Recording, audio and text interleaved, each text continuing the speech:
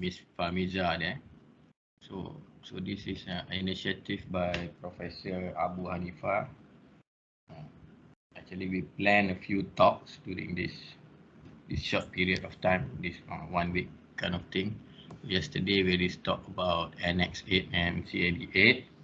Today, he's going to actually expand a little bit more on career in as an aerospace engineer, because I guess some of you might be beneficial having this talk as an aerospace engineer. So the thing is, to me, when I heard aerospace, which was like many years ago, at that time we always, of course, those days aeroplane is a maze to us. So working with aeroplane should be something special. And of course, those days you only think about pilots. When you see aeroplane, you only know about pilots. So a lot of this other thing is not in our mind in that point of time. And of course, we heard the term they used was aeronautical. So then they start to call it aerospace. So the thing is, anything that fly. The thing that we're talking about is anything that fly.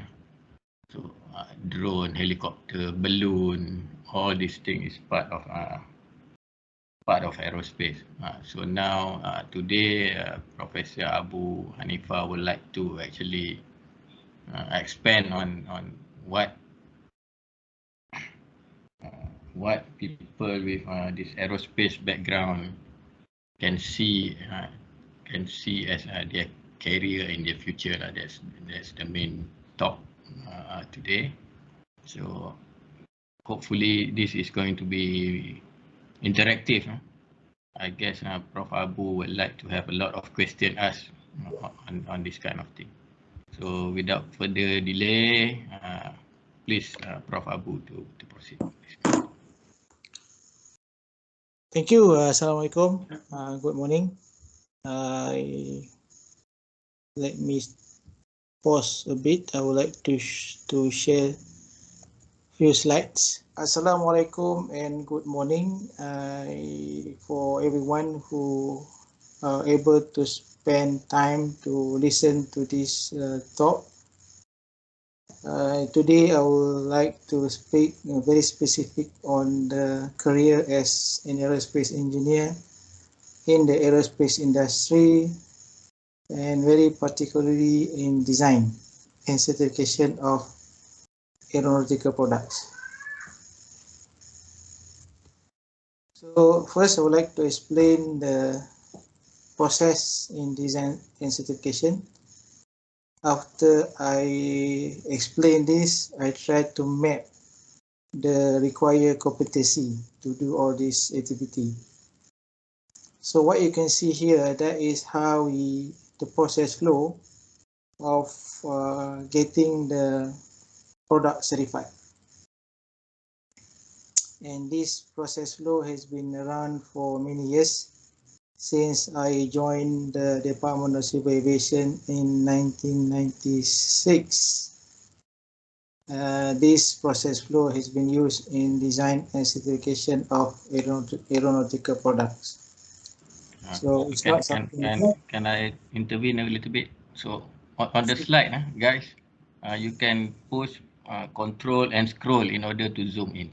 So you can actually see it's clearer. Okay. Control and zoom. Control and scroll. So then you can zoom and move the cursor whatever you want to see. Okay, thank you, Taji.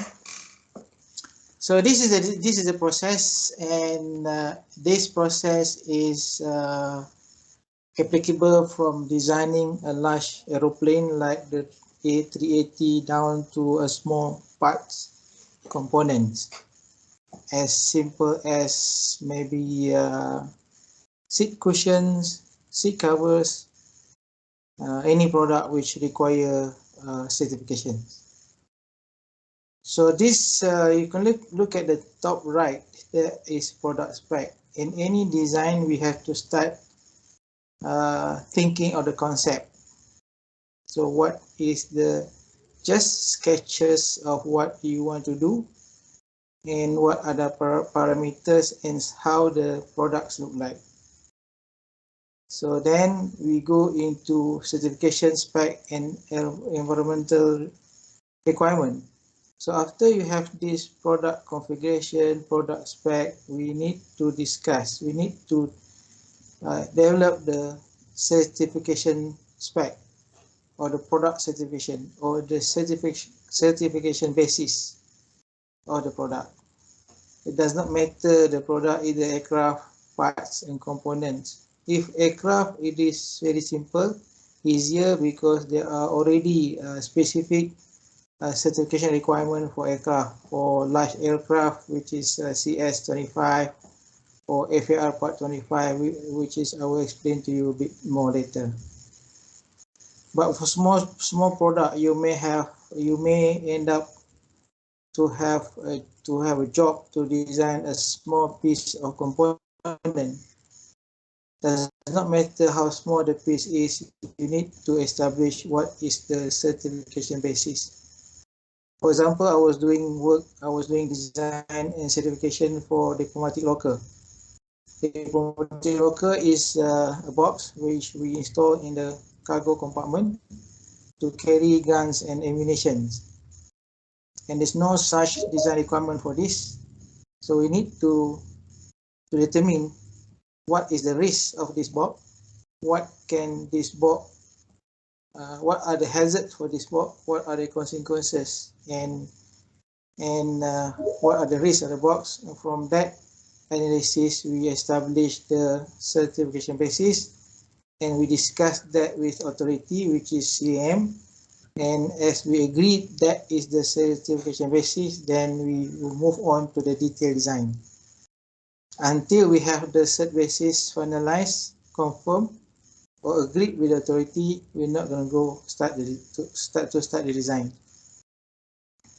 After you do the design, you will have the design detail. You will have to specify the material, the shape, the size, the dimensions, the materials, the structure strength, number for composite, the numbers or layout, and for the metal, the thickness, for the material, the selection of material, the thickness of the metal. So those are the detailed design, and those detailed design shall be accompanied with analysis and test. Then after you completed the design, you have done the analysis and test, you have to show compliance. You go back to design requirement, and you need to show compliance to every point in the design requirement which we have stated earlier. And you have to show compliance. There are 9 means of compliance. You have option to have this one of the 9 or combination of the 9. For example, there is an analysis, structure analysis, ethical load analysis, structure test, load analysis, flight testing, flight maneuver test. So those are kind of compliant to be shown appropriately for the product that you design. Then after you have done the showing compliant, and then the compliant must be verified by we call it compliant verification. Compliant verification, compliant to the certification basis. So the top left box where we have decided earlier with the authority what is the certification requirement for the parts. Then after you complete the show compliant, you verify the compliant, and then you go for declaration of compliant.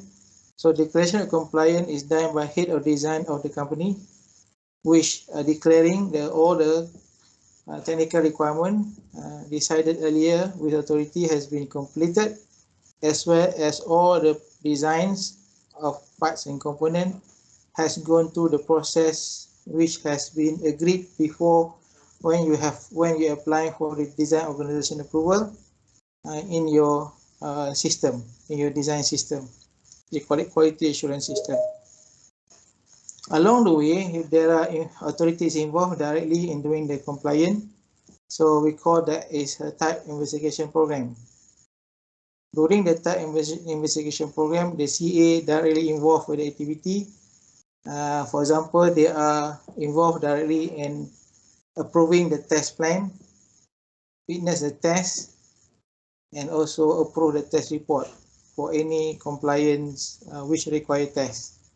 At the same time, they also anything done in your analysis, they will come and review. They are doing design review.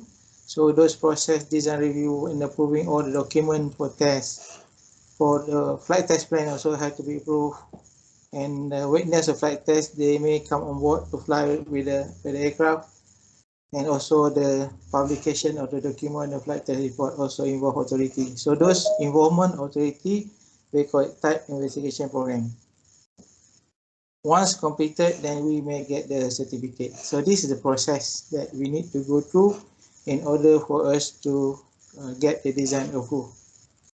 So the person involved in design, analysis, test, show compliant, verification compliant are engineers. Those are qualified engineers with appropriate competency. Competency is considered by having the right qualification plus the skill that has been acquired in a specific area. For example, if you are doing flight test, you have to go through the flight engineering flight test program to be a flight test engineer.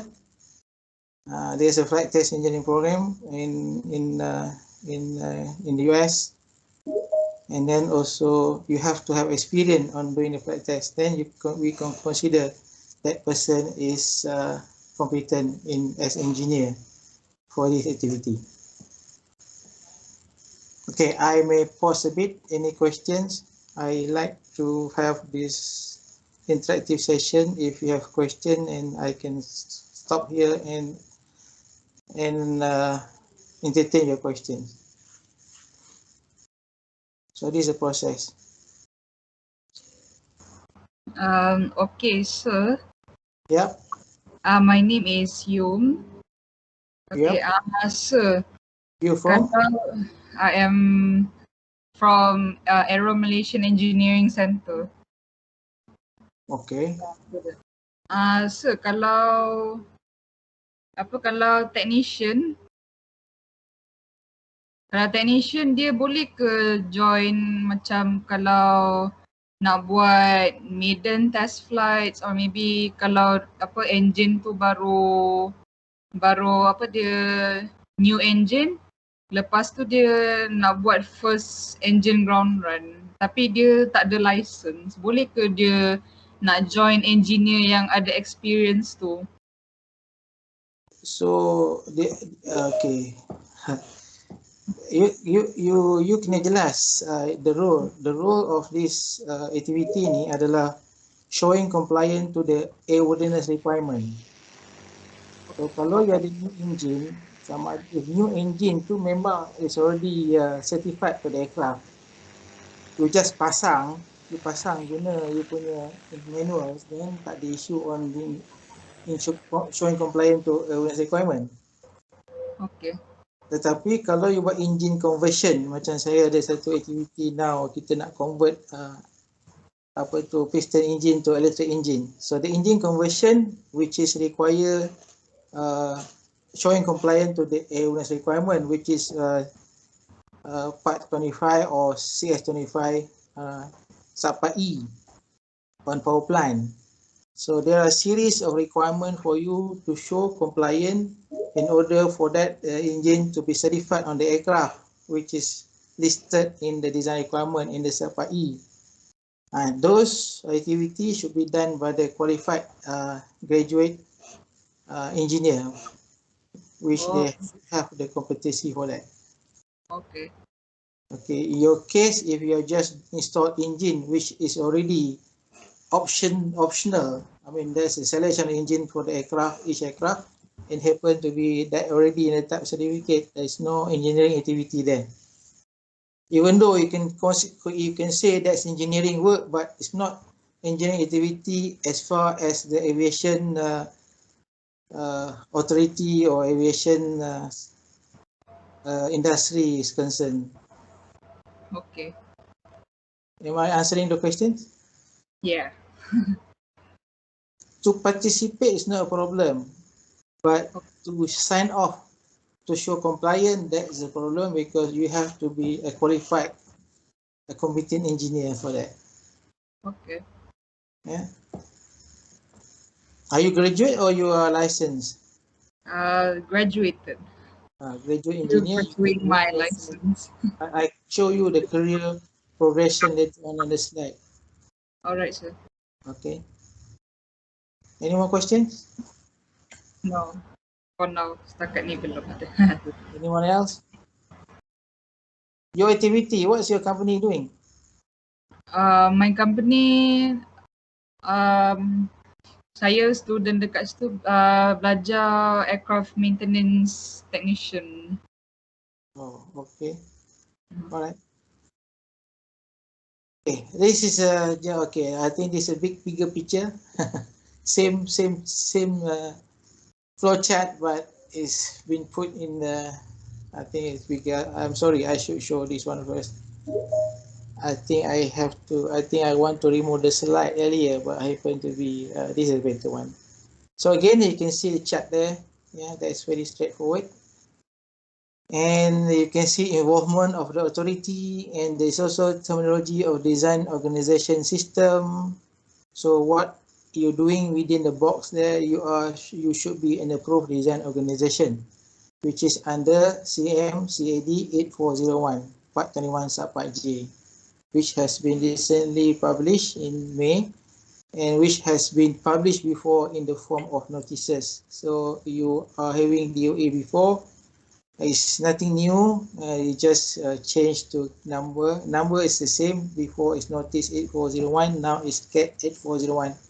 Design Organization Approval, CM Part 21 Subpart J. And I have conducted many courses on this for airlines. And easily 4 or 5 of these courses in a year for every year since 2009. Because these courses is required for you to apply for the approval, as well as also for you to keep your approval current with the authority. So if you need courses on this one, then you are a new applicant or you want to have recurrent, please contact Puan Famiza. So this is a design requirement of aircraft, of helicopters. Aircraft is either fixed wing, airplane or helicopters. And also for now we have drones also having design requirement. So this subpart is generic, and most of those design requirement having this subpart. And also yesterday I was talking about IQ Annex 8, and in IQ Annex 8 also we have this sort of paragraph, which is general, flight, structure, design and construction, power plant, equipment, operating limitation, information, electrical wiring, interconnect system, auxiliary power unit installation. So this is common across the to the RKO, as well as FAA, EASA, and most of the authority in the world. They will have this subpart because the basis of this subpart is still IQ Annex 8. So they keep the form in flight, structure. Okay, there's also appendixes on instruction for continuing readiness, automatic takeoff control system, emergency demonstration, interaction of system and structure. Subpart K is very heavily involved in finite element modeling and finite element analysis. For the appendix K, fuel tank flammability reduction means, fuel tank flammability exposure, super cool large drop icing condition, mixed phase ice crystal icing envelope, additional airworthiness requirement for approval, steep approach landing, curve, high intensity radio frequency, and airworthiness requirement for non-commercial. So that is all the appendixes support come together with these subparts. So this subpart having all the detailed technical requirement. For example, the flight, you have to show the aircraft performance, you have to calculate the aircraft performance, you have to do the flight test, you have to measure the aircraft performance during the flight test. Also, you have to maneuver the aircraft, you have to design, you have to work out all the stability function, stability directive, the derivative of the aircraft, and then you have to fly the aircraft to validate your analysis. So this flight test may require aircraft to be fully censored for you to be able to read all the data. As well as you need to determine the load of the aircraft, takeoff, landing performance, maneuverability, and stability and control. And also we need to store the aircraft to determine the stall speed. I was heavily involved on this during my work with the Eagle aircraft in Australia, and yes, the aircraft is just full of gadget for us to be able to measure all those parameters. And then the structure design, construction, all the data from the flight, or the load that you get from the flight, you realize in the structure design. So all the loads the structure will be designed to the loads that you found, you validate in Subpart B. And those require a lot of stress analysis, hand calculation, as well as the modern design. We do have to work on the final element modeling and analysis to determine all the stresses that we can find that comes the experience by the structure, and those stresses shall not be more than 50% of the structure, the material strength. So we need to have the factor of safety 1.5.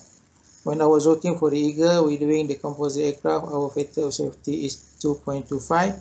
We have to do the fatigue testing, we have to do the damage tolerance analysis, and we also have to do, for example, on the Eagle, I was working on the effect of ultraviolet radiation on the composite structure. So we have to do heavy engineering on this area. As for Subpart D, design and construction, is talking about the material to be used, the process of putting those piece part together to assemble as an aircraft. And E is power plant. So for the design requirement, we need to install certified power plant. In the past, long time ago, the power plant is certified together with the engine is certified together with the aircraft, but most of the current requirement now require you to install already type certificated engine, and you just work on the accessories around the engine. Those design requirement being put in the Subpart E, which is power plant. Equipment, where you need to design your electronics, your avionics, your equipment, navigation, batteries, power, everything in Subpart F. And you have to do a lot of analysis, and one of most important analysis is 1309, which is system safety assessment, which you need to make sure everything or the system should be reliable up to 10 to the minus 9, so 1 trillion. So the system 1309 itself, a course which you can go to Greenfield, you have to spend 10 days for that full time for this 1309 safety system equipment, safety system analysis. Okay, and the operating limitation information, all the manuals, you have to write all the manuals, maintenance manual, IPC, maintenance manual, maintenance program, overhaul manual, repair manual. So those manual is required under the Subpart G. If you don't have the manual, you cannot get the aircraft certified. Subpart H is more on EVs because of the crash of your aircraft due to the explosion in the tank. So they are really concerned about EVs. We also have one aircraft exploded in Bangalore. I was in Bangalore that time with our colleague in DCA doing certification of helicopters, and we just got call where was one of our aircraft wing has exploded and actually ruptured a part of the wing. So because of the leak, the shorted in the electrical wiring and caused the fume to explode.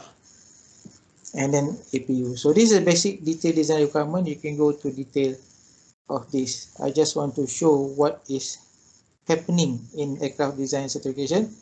This includes also design of mod and repair. Design, mod and repair also has now been formalized by CAAM. There are special CAD for the mod, special CAD for STC, special CAD for repair, special CAD for the installation of mods, and special CAD for installation of repair, which I will go through those in training. We call it Part 21 training, which we have trained 2 organizations on airworthiness. We package those training as airworthiness, and we cover all the part 21, subpart A to subpart Q under the CAD 8. Okay, if you are, okay, this is the, okay, for you to do that, you have to be an approved organization. Under Malaysian Civil Aviation Regulation 21, anyone intended or designing aircraft parts or designing and intended to design or manufacturing aeronautical product, which is aircraft parts, engine and other component, must be approved by the CEO or CM, and then the approval will be issued after you comply to the CAD 8401 Design Organization Approval, CM Part 31 Part J. So this regulation, this is a directive issued by the CEO or CM under the Civil Aviation Act 24O regarding application and approval of design organization. And if anyone not complying to this regulation, you are subjected to heavy penalty, 5 years jail, or 500,000 ringgit fine, or both. So this is not something we can just take it very lightly. So in this organization requirement, you need to have people, because aviation is very concerned on people, responsible, reliable, and competent people. Okay, we are really concerned with people, and that people shall be in organization. So the people that we need to have to apply for the approval are the CEO, head of design organizations, chief of awareness, chief of independent monitoring, compliant verification engineer, and any other person responsible for making decision. Anyone that responsible to make decision and showing compliance to the awareness requirement, and shall be controlled by the CA. So this is the people. Chief executive could be technical, could be non-technical. However, his function or his or her function is to provide all the required resources to be a DOA, to be approved as DOA, and to maintain the approval as a DOA. DOA is Design Organization Approval. So head of design organization is a person very highly technical in experience, qualification and experience in the products that you apply for. Aircraft is aircraft, heli is heli, even seat, which is TSO, he has to have experience on that. He also has experience in this requirement, which to maintain the approval. So head of design organization has to have both. He also has to have high experience in technical requirement, as well also experience in compliance to the regulations. Because this 8401 is quite diverse, mean that 8401 you can also see this in Singapore and most part of the world who are adopting EASA, European regulatory structure, and we have this. So 8401 is straightforward, which is you can see any organization around the world we have the same requirement. So chief of readiness is the most experienced in the design requirement.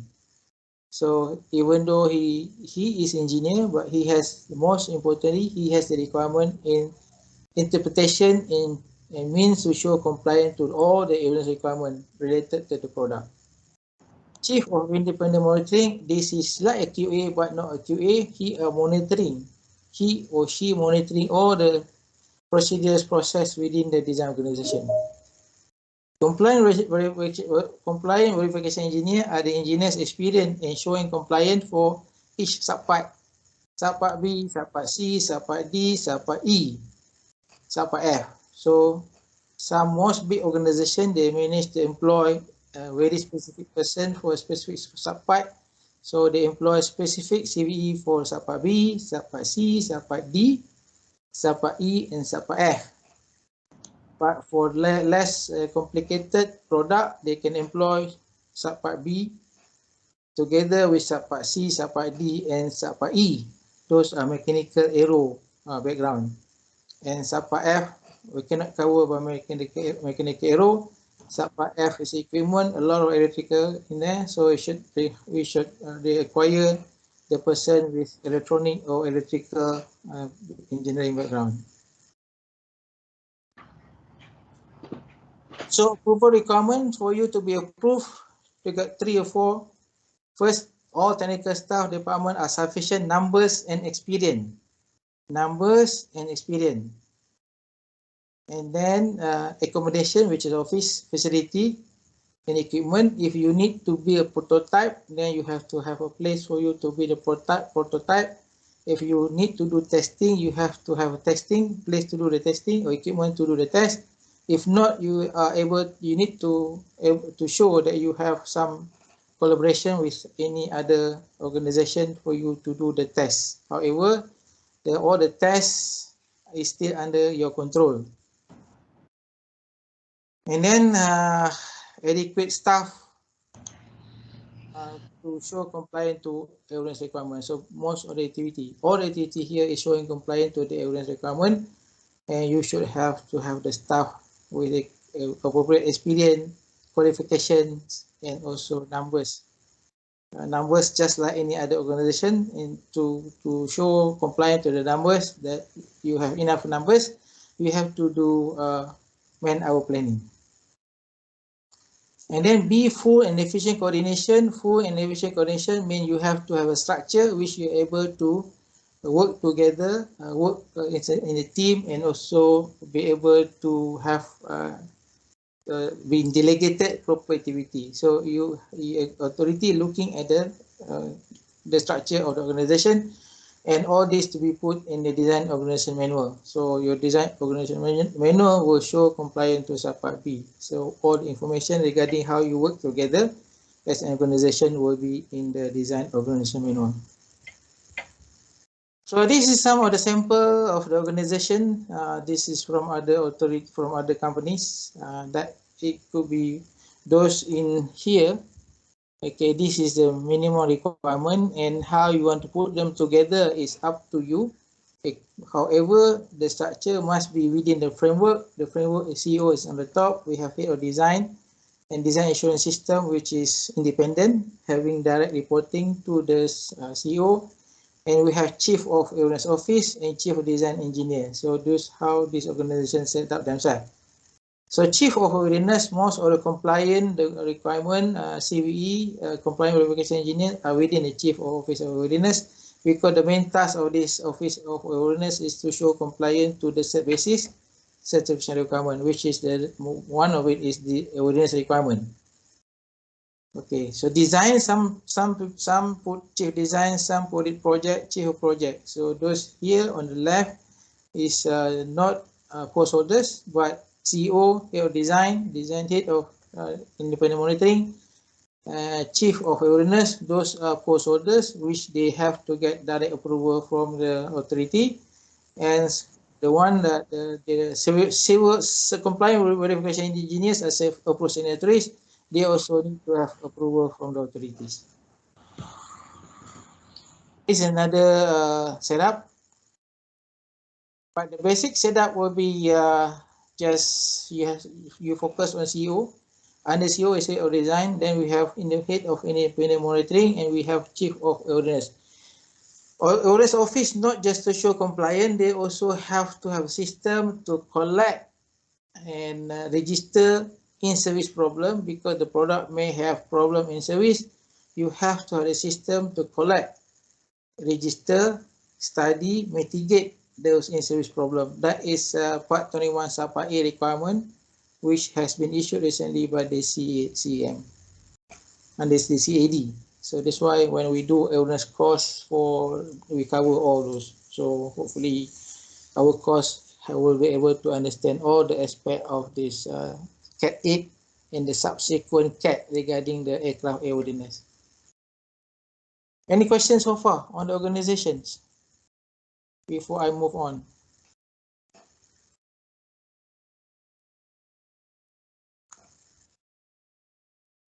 Okay, there's a lot of questions regarding technical services. Most of the aircraft organization, MRO, and you also airlines, they claim themselves they are doing design. They have technical services department, and they claim themselves they do the design. Are they doing design or just technical support? My questions.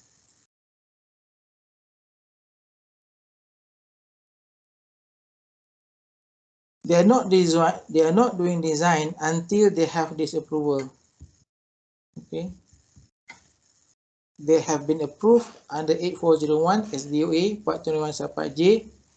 Only organization having this approval and work within this approval are considered aerospace design. The rest just technical support. Because technical support does not require you to show compliance to the airworthiness requirement.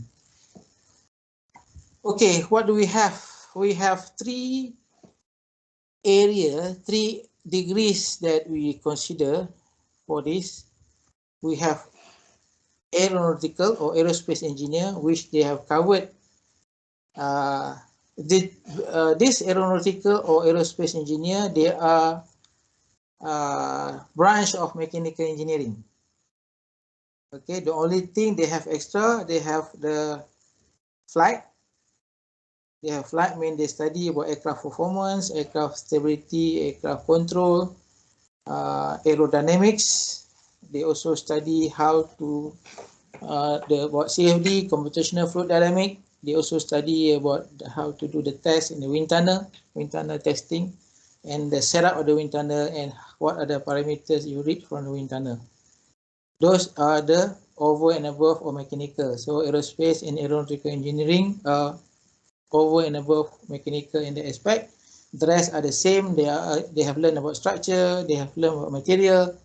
They also learn about hydraulic, pneumatic in mechanical engineering. So that is only area that they have extra, which allow them to be competent in area B, C, D, E, and G. B is flight, C is structure, D is design construction, E is power plant, and G is document. So everybody have to do document. So mechanical engineer also do learn about the engine. They do learn about internal combustion engine. They learn about piston engine. They also learn about turbine engine. Similarly in aerospace. So the aerospace and aeronautical engineer is a plus of aerodynamic, aircraft design, aircraft structure. Nowadays they are composite. They also have to do the computational fluid dynamics (CFD), and they also have to have some flight test experience doing the flight test, and also they have experience in wind tunnel, testing the aircraft model in wind tunnel and to read the parameters.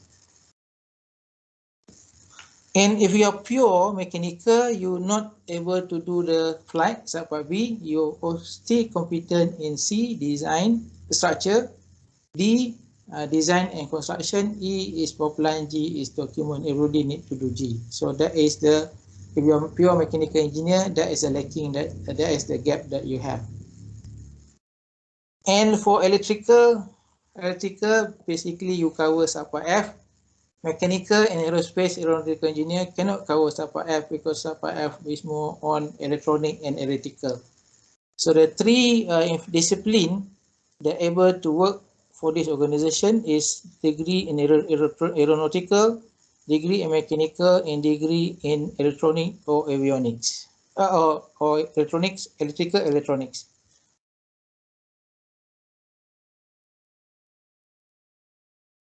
Any questions? I have a question. Sure. Yes. Yes, so that gap you mentioned between mechanical and aeronautical subjects, would it be possible for one to migrate from mechanical to aero by taking the necessary master's subject, and they will qualify to conduct services for the ones under aero? Possible. Because see, okay, for you to be able to be employed in this design organization, aviation is very focused on competency. Competency, there are three things in there, three items in a competency. Is knowledge, second is a skill, third is experience. So if you are pure mechanical, you do not have the knowledge about flight test, about aircraft performance. So if you do your master and having those covered, you take the subject cover aerodynamic, subject cover flight test, cover aircraft performance, stability control, then yes, you have the knowledge. You pass the level of knowledge. The knowledge aspect you have completed. For you to do subpart B, if you're just pure mechanical, you say can do C, D, and E. So now you have to go to the next level, the skill. So what you're going to do? Say you're going to do flight performance. So you have to have a skill to calculate, to analyze, also to test aircraft performance. So you have to do certain courses, certain training for that. Then you cover your skill. And the third is experience. You must have the experience working on the aircraft, real aircraft design certification in that aspect of the flight performance. Am I answering the question? Yes, doctor. Yeah, okay. Any more questions?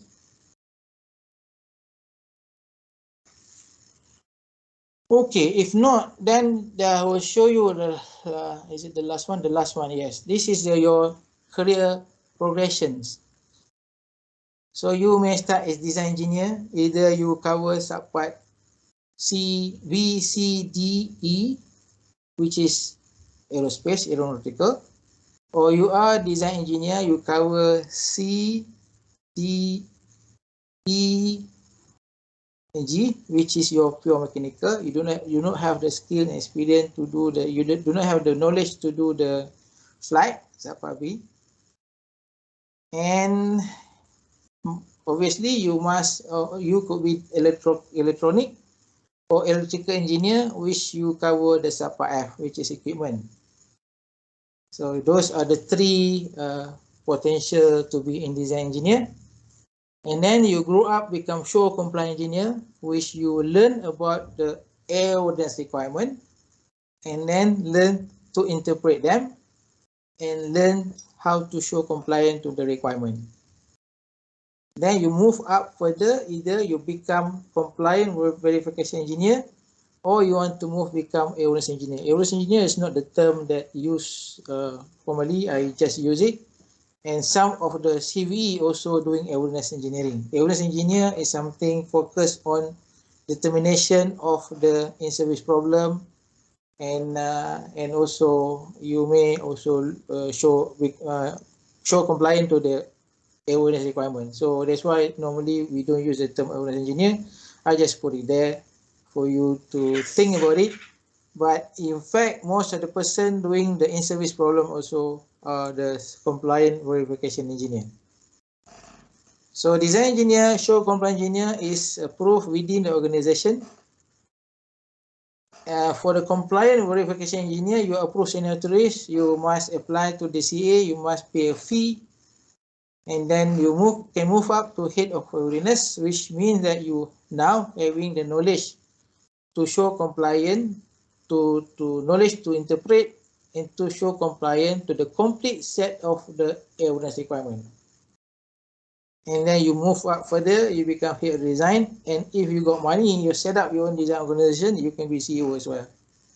But if you just work for people who are the financial, who are the business owner, then you cannot be the CEO. He is the CEO because he's the one having the full responsibility over the finance and resources of the organizations. So that is your career progressions, and not bad. As far as salary wise, you may end up with, in the past, but I don't know about now, some head of design may get 25k, head of business maybe 15k during the good time. Nowadays I'm not sure. However, this is the same all over the world. You can search for this post, they are available. So most of them will be using IASA Part 21 Subpart J. We have CAAM Part 21 Subpart J, which is adopt and adaptation of IASA Part 21 Subpart J. So there's a beauty about it. The knowledge that we have by having CAAM CAD 8401, which is CAAM Part 21 Subpart J, can be also applied on other countries and other companies approval who are having the IASA Part 21 Subpart J. Okay, any questions? I have a question. Sure. So if I'm not mistaken, the aerospace ecosystem that we have here in Malaysia is more emphasized towards MRO and manufacturing.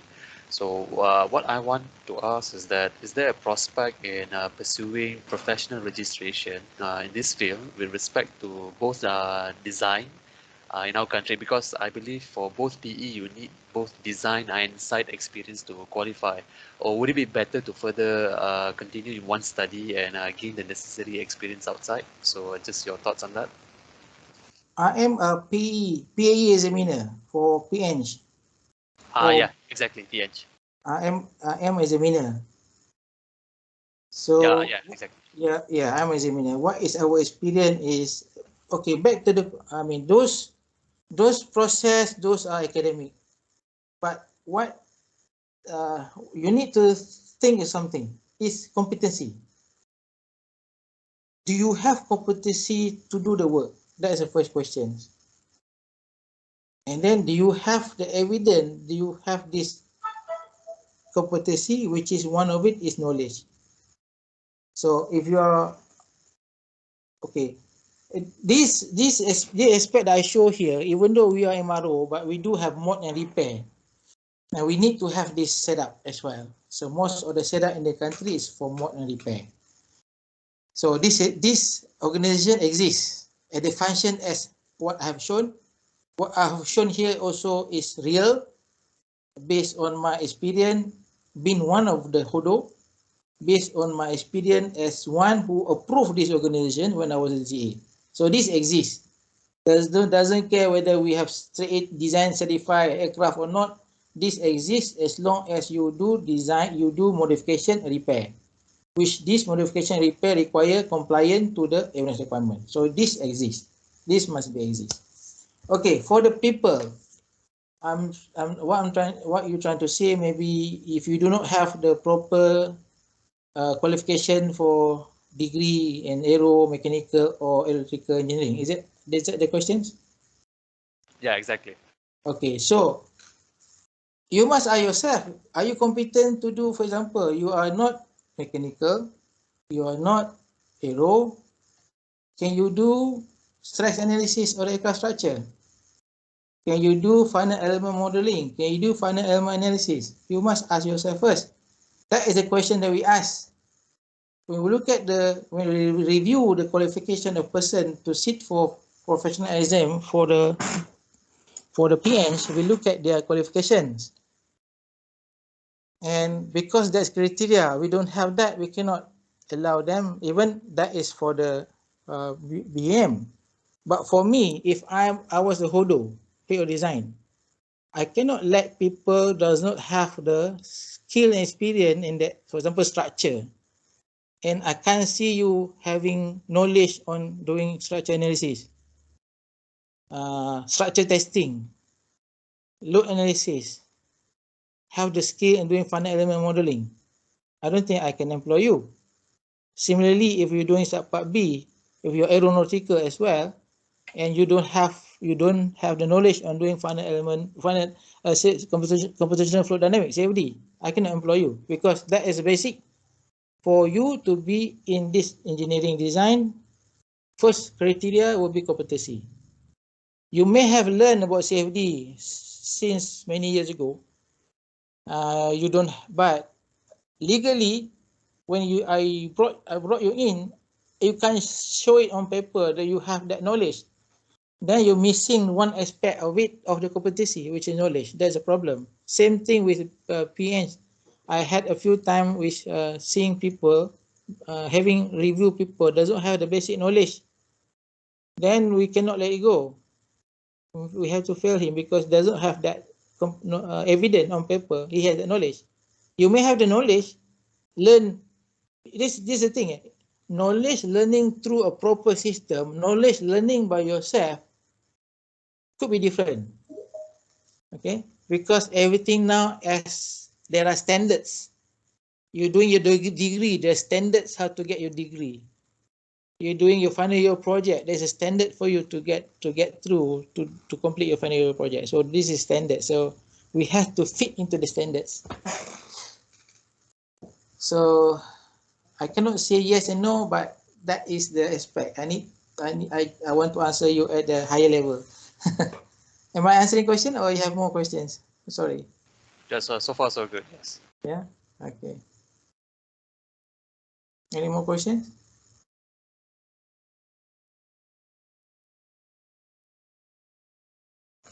Okay. If not, then I think I passed it to. Assalamualaikum, Prof. Sorry, Prof. Yes. Prof, sorry, I just wanted to know something. What is the demand of becoming a design engineer, particularly in Malaysia? Do you have any comment on that? There is a demand because there's still DOA around. We do have MAS as a DOA. We do have, I think Malindo still having DOA, and Firefly is applying for DOA. ADC, I think they still have. I know my copter having DOA, and ADC, I think they are reviving the company to have DOA. So DOA, yes, there is a niche market. There's a niche engineering field. There's demand for it, and not a lot, but there's a demand for it. What you need to do, you have to equip yourself with proper competency, which knowledge, skill, and experience. That's why for me, I keep myself current by offering free design services. Because you need to have the aspect of the currency in your work. So someone come to me and say, can you do design this? Okay, I'll do it for free because I want to keep myself current. I'm also a PN, so I have to collect my CPD. So yes, your question, there is a demand, there's still job for it. However, it may not be a lot, but they still exist. The problem is to get the experience, to get the knowledge, the three package: knowledge, skill, and competency. So you're not difficult for you to get the skill, difficult for you to get the experience. Okay, you may have the knowledge because you may be aeronautical graduate, but you may not have the skill because, for example, how many of you can do the flight testing? How many of you can do structure test, such analysis? How many of you can do system safety assessment? So you have to have that skill. You have to learn that skill. And those skills, our UniKL, yes, will provide you. We give you the skill in terms of those technical detail and experience. You have to work with the company to acquire the experience. Cik Zulfazli, am I answering your questions? Yeah, great, Prof. Thank you. Okay. Excuse me. Assalamualaikum, Prof. Okay, Cik Rizalo, yeah. Yes, Rizaro here. Okay, Prof. I have one question. I think most of us wondering. Actually, in Malaysia, I mean, as you mentioned just now, okay, yang from those airlines we have those their own DOA like Malindo, and as you mentioned tadi, Yes, Firefly, yeah, their MAS. own approved, kan? Okay, now other than these airlines own base DOA in Malaysia, whereas DOA yang approved under CAAM, except I mean other than Mycopter or Galaxy, is Mycopter, there any other Galaxy, DOA? ADC. Come again? Mycopter, Galaxy, ADC. I don't know whether ADC having it yet, but the ADC used to have it. ADC, Mycopter, Galaxy. And they are all approved as in under minor category ataupun ada yang approved for dynamic components, rotating components. That one I'm not sure because those they have approval, they have scope for it, but I don't think, to my own knowledge, having this dynamic component rotocraft per se. The structure, yes. I see. Basically, we do have structures, yeah.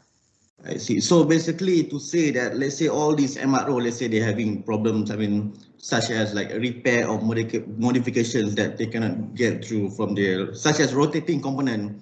So let's say we don't have DOA yang approved for rotating components, so what, they should go directly to CM. Is that right?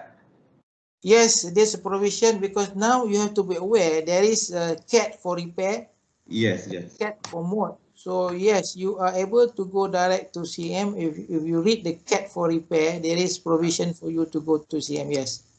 Provided that we have to show that we are capable to produce those modification documents and whatnot to show to CM, correct? Yes, you have to have the document and you can have the, yes, correct. Okay. In the repair, CAD repair itself will explain to you, you need to have the competency to prepare the package. I see. Okay, okay, Prof. My next question is for your, I mean, just want to know your opinion. Okay, let's say that these are newcomer students from mechanical engineering background. Let's say they want to start jump off dekat dalam this DOA organization. Would you recommend them, let's say, start off like any macam under technical services department? You know, what do you think of that? Is that okay for you? I mean, as you mentioned, for these newcomers, of course, they need this competency, three things: knowledge, skill, and experience. So will they get these three things kalau let's say they start off as a technical service under dalam CAMO punya functions ke? What do you think?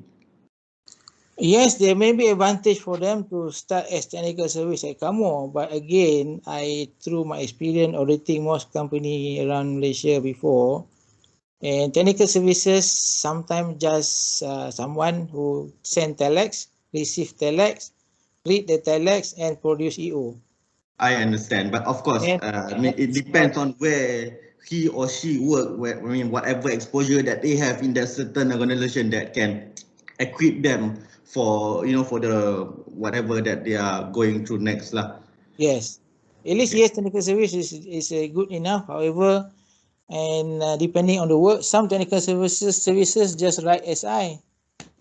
True, yeah. And nothing to learn from that. You learn about aircraft, of course, but it doesn't learn about showing compliant. What they need to learn, show compliant to the airworthiness requirement, which is, for example, you in helicopter, they have to show compliant to CS29 or FAR Part 29. So they have to read those design requirement line by line, word for words, and try to understand, interpret how to show compliance. Okay, Prof. Thank you very much. Okay, thank you.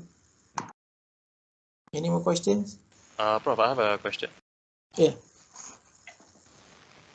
So yeah, I wanted to ask with the Malaysian Aerospace 2030 blueprint that we currently have and we are aiming to achieve, and one of the aim is to bolster the 4 sectors such as MRO, manufacturing, system integration, and design. Do you foresee that there will be a strong demand for professional engineers in aerospace? Because it is to my understanding that the numbers that we have now is quite low. And I'm wondering why is it the case? Your thoughts on that? Yeah. Actually, PH by the board of engineer, am I right? Yeah, exactly. Okay. Because PH under board of engineer is not acceptable by the aviation authority, because aviation authority approve them by themselves. They don't accept any person from the approved under the board of engineer, because that one is outside the domain of ICAO. So ICAO having a set of process system, the one that I show you there is something being accepted throughout the world. And also, most importantly, aviation authority does not accept personal certification. They accept organization certification. The engineers that I show you in the chart earlier, that sign off is against the company, not signing off him as a person. Only thing authority wanted to see the person who's signing off for the company. But the sign off is not personal sign off. That sign off is a company sign off. PH is a personal sign off. You can, for example, for the civil, for the mechanical, and that's what I used to. We can sign off the page of drawing and just submit the drawing and be accepted. So no further question as long as the signature of PH are there. However, for the or aerospace industry around the world, there's no personal certification. Except DR in the US. DR in the US, they having like a PH, they can accept personal sign off. However, this personal sign off, they have to submit all the document they sign, the copy to CA for the CA audit, for the FA audit. So still not as free as like the PH. So that's the reason why, because there's no need for them to be professional engineer. I'm a PH, but because of just my interest to be professional, because PH Malaysia also, I'm also the ASEAN Chartered, ASEAN Chartered PH, so I may also service other ASEAN country under the ACPE. So it's more who are having the PH just for their own personal satisfaction being engineer, but it's not some credential for you to work for the aviation industry, for the aerospace industry. That is true. I mean, that happened, and also it's not easy. I just interviewed one person who was graduated in aerospace engineer, and she had worked on the aircraft, on the ship, but helicopter in the ship, and he worked on the support equipment for the helicopter on the ship, and it's very difficult for us to justify that she's working on the aircraft.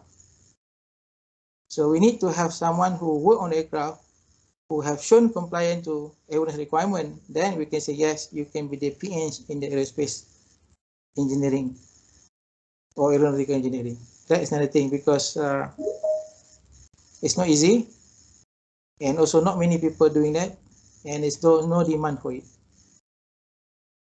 Cik Ishraq, am I answering the question? I see, Prof. That's a very good enlightenment. Thank you very much. Appreciate it. Yes. Unless we change the law, okay?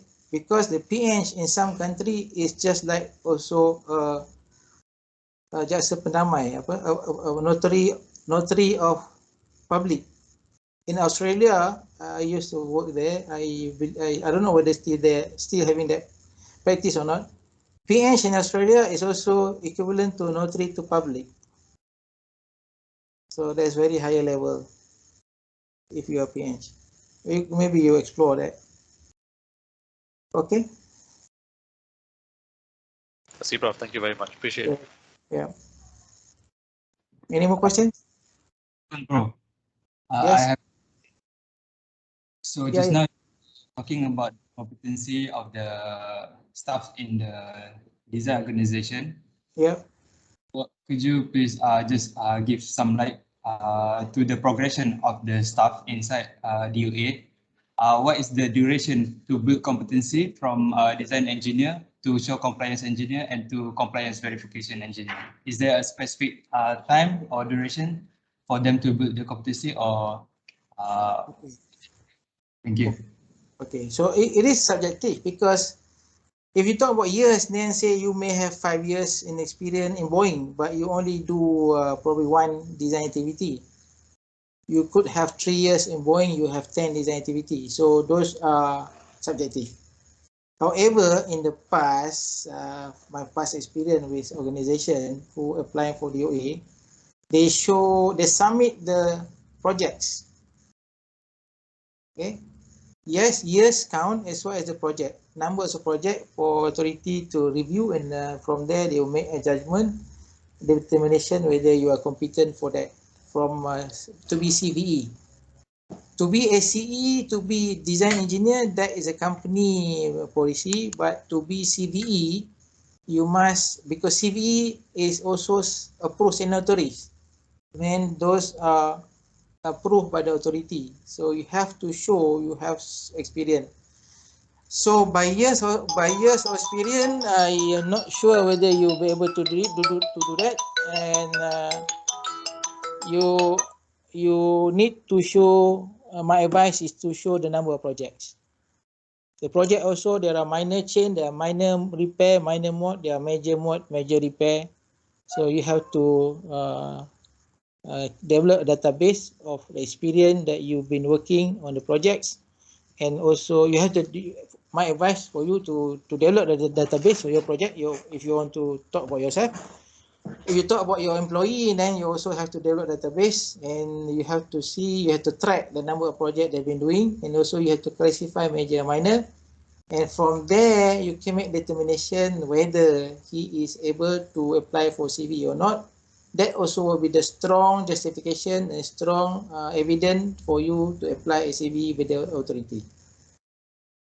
I don't have the numbers, but in the one airline before, they have 10. To be a CVE, they submit like 20 EOs, RI or something like that for the review. This is a time when you need to do risk assessment. I always tell people, if something not written anywhere, please do risk assessment. And this is something that we have to learn now. Most of quality management system will have this aspect of risk assessment. If you are a pro organization, you have to do this under SMS. Safety management system we have to do this under SMS, safety management system, because unqualified, unskilled, incompetent person is a hazard, and there are consequences, and the risk is high. Okay, maybe answering different way, but however, that's how you have to look at it. Are you okay with that? Yeah, thank you very much, Prof. Okay. Any more questions? If not, I pass it to Puan Siti. I'm just having a slot from her, then I pass back to her. She's the one organizing this, and please,